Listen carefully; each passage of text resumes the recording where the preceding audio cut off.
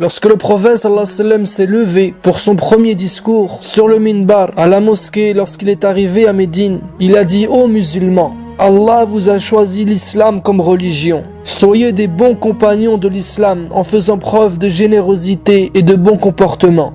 Sachez que la générosité est un arbre dans le paradis, dont les branches sont dans ce monde. Celui parmi vous qui est généreux s'accroche en fait à une de ses branches jusqu'à ce qu'Allah le fasse rentrer au paradis.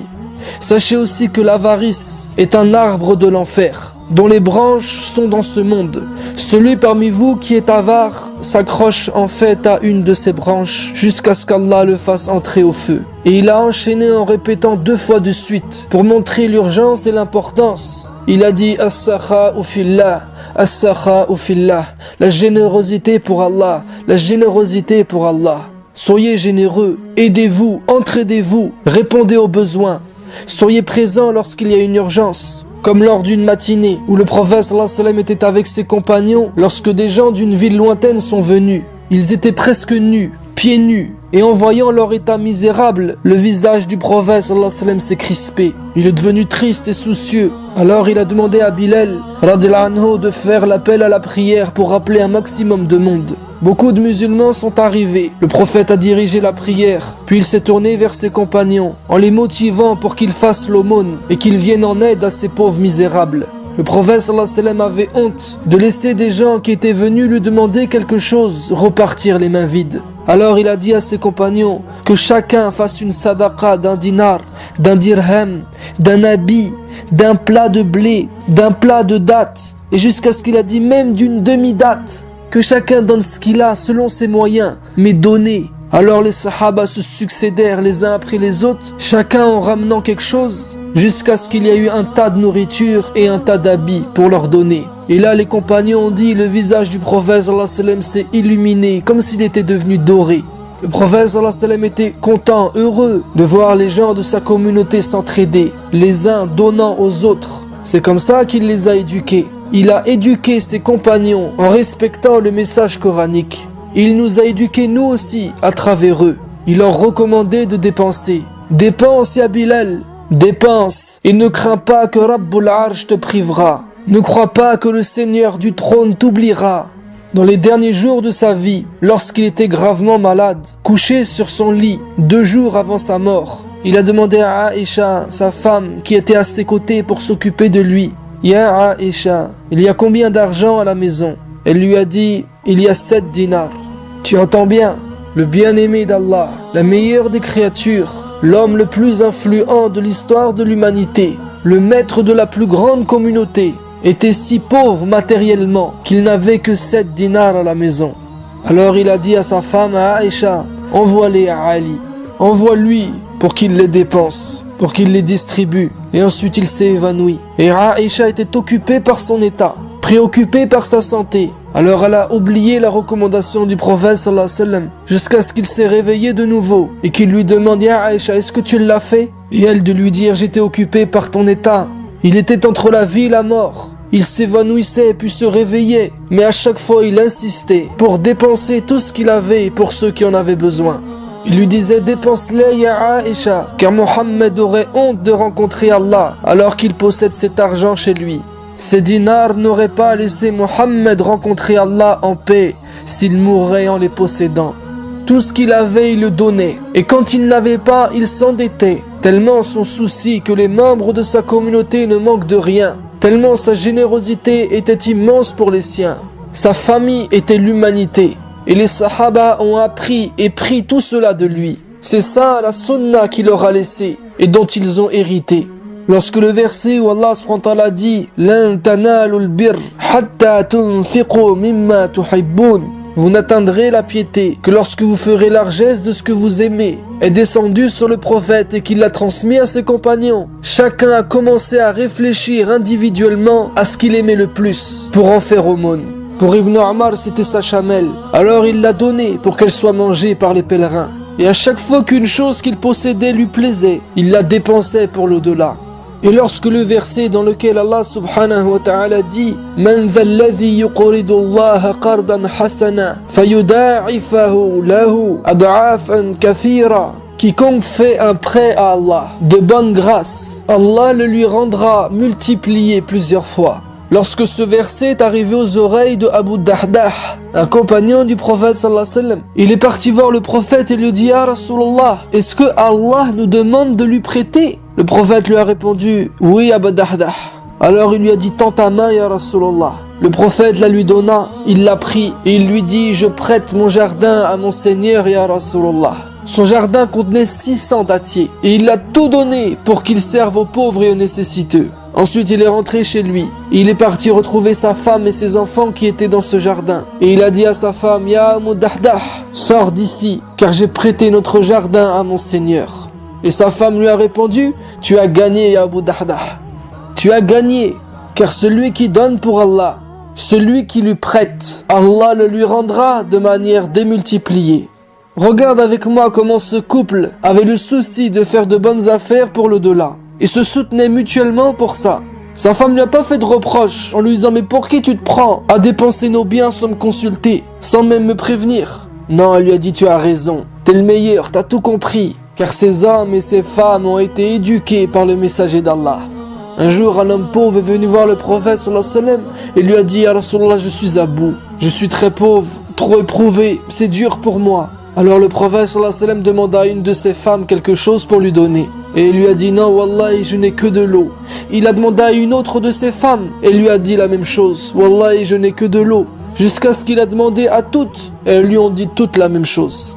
Il n'y a rien à manger dans les maisons de Rasulullah sallallahu alayhi wa sallam. Alors il a fait cette annonce à la mosquée. Qu'Allah fasse miséricorde à celui qui accueillera cet homme ce soir. Alors un homme d'Ansar s'est levé et a dit Moi ya Rasulullah. Sauf que lui-même était pauvre et était dans le besoin. Mais il l'a quand même emmené chez lui. Et en arrivant il a dit à sa femme Est-ce qu'on a à manger? Elle a répondu non, on n'a qu'un seul repas pour les enfants. Il lui a dit occupe-les par quelque chose. Et quand ils voudront manger, fais-les dormir. Ensuite je vais faire entrer notre invité. Éteins la lampe et on va faire semblant de manger. Et c'est ce qu'il s'est passé. Leurs enfants se sont endormis avec la faim au ventre. Ils ont fait asseoir leur invité. Ils leur ont donné le seul repas qu'ils avaient. Eux ont fait semblant de manger à côté de lui. Puis ils sont partis se coucher pliés de faim. Et lorsque le prophète sallallahu alayhi wa sallam l'a croisé le lendemain matin, il a dit à ce compagnon Allah s'est étonné de ce que toi et ton épouse avez fait avec votre invité. Et pour cet homme, entre autres, Allah subhanahu wa ta'ala a descendu un verset dans lequel il dit وَيُؤْثِرُونَ عَلَىٰ أَنفُسِهِمْ وَلَوْ كَانَ بِهِمْ خَصَاصَةٌ وَمَنْ يُوقَ شُحَّ نَفْسِهِ فَأُولَٰئِكَ هُمُ الْمُفْلِحُونَ. Dans le sens du verset, Allah il dit et il les préfère à eux-mêmes. Ils préfèrent s'occuper de ceux qui sont dans le besoin, même s'il y a pénurie chez eux. Et ceux qui se prémunissent contre leur propre avarice. Voilà ceux-là qui réussissent. Voilà le genre d'action de personnes qui sont le produit de l'éducation de Rasulullah sallallahu alayhi wa sallam. Voilà ce qu'Allah subhanahu wa ta'ala nous demande dans son livre. Il ne nous demande pas seulement de prier, jeûner ou faire le pèlerinage. Les actes d'adoration s'étalent beaucoup plus que ça. Ibn Abbas disait je préfère subvenir aux besoins d'une famille musulmane pendant un mois ou même une semaine plutôt que d'accomplir pèlerinage après pèlerinage. Ibn Omar disait nous avons vécu une époque où nous considérions que nos dirhams et nos dinars ne nous appartenaient pas plus qu'à nos frères musulmans. Malheureusement aujourd'hui nous vivons une époque où le dirham et le dinar ont plus de valeur pour nous que nos frères musulmans. Que chacun maintenant sacrifie selon ses moyens, selon ce qu'il a, selon ce qu'il est capable de donner. Et le sacrifice n'est pas dans ce que tu donnes, mais dans ce que tu laisses. Il se peut que tu donnes moins que les autres, mais que parce que ton sacrifice est plus grand, Allah te récompensera plus que les autres. Ce qui compte, c'est de passer à l'action et de donner. Donne, dépense en faisant confiance en Allah, en étant sûr que ce que tu donnes, Allah te récompensera de la meilleure manière. Un jour, Ali marchait avec ses enfants, Al-Hassan ou Al-Hussein, et un mendiant l'a interpellé pour qu'il lui donne quelque chose. Alors Ali a dit à l'un de ses enfants, va chez ta mère et demande-lui de l'argent. Quand il a demandé ça à sa mère Fatima, la fille du prophète sallallahu alayhi wa sallam, elle a dit, dis à ton père qu'il n'y a que 6 dirhams à la maison et on en a besoin pour acheter de la farine. Et quand son fils est venu lui rapporter la réponse de sa femme, Ali a dit non, retourne lui dire que la foi d'une personne ne sera pas sincère jusqu'à ce qu'elle ait plus confiance dans ce que Allah possède que ce que lui-même possède. Donc ramène-moi les 6 dirhams. Fatima radiallahu anha lui envoya et Ali radiallahu anhu le donna à ce pauvre mendiant. Il lui a donné tout ce qu'il avait. Après ça, il ne lui restait plus rien. Et sur le chemin du retour, Ali croisa un homme qui vendait un chameau. Il lui demanda combien tu le vends. L'homme lui dit je te le vends pour 140 dirhams. Alors Ali lui dit ok je te l'achète. Attache-le et je te donnerai son prix plus tard parce que je n'ai rien sur moi. Alors l'homme lui attacha et Ali est parti avec. Et là une autre personne est venue voir Ali. Il lui a demandé à qui appartient ce chameau. Ali lui a dit c'est à moi. L'homme lui a dit tu le vends. Ali lui a dit ok, tu me proposes combien? Et ils se sont mis d'accord pour 200 dirhams. Alors l'homme a pris le chameau, il a donné les 200 dirhams à Ali. Ali est parti voir la première personne qui lui avait vendu le chameau. Il lui a donné ses 140 dirhams. Et ensuite il est rentré chez lui auprès de sa femme Fatima avec 60 dirhams dans les mains. Fatima s'est étonnée. Elle lui a dit c'est quoi cet argent? Et Ali lui répondit c'est ce qu'Allah nous a promis dans son livre lorsqu'il dit Man ja'a bil hasanati falahu ashru amthaliha. Quiconque viendra avec une bonne action en recevra 10 fois autant. Il a prêté 6 dirhams à Allah et Allah lui a remplacé par 60 quelques minutes après. Tous ces hommes, ces femmes et ces enfants sont le produit de l'éducation de Rasulullah sallallahu alayhi wa sallam. Est-ce qu'on peut en dire autant de nous? Est-ce qu'on peut en dire autant de toi?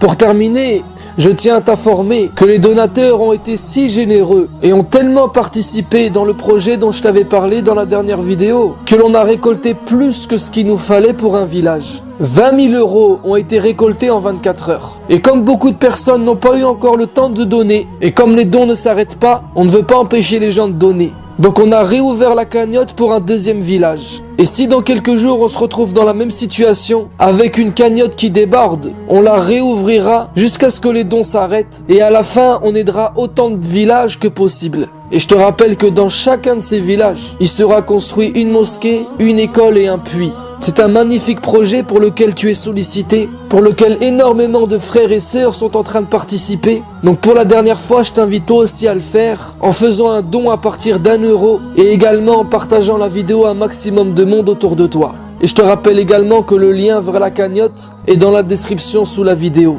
Merci à tous pour votre soutien et votre participation. Qu'Allah accepte nos dons. Sur ce, je te dis à la prochaine vidéo, Inch'Allah.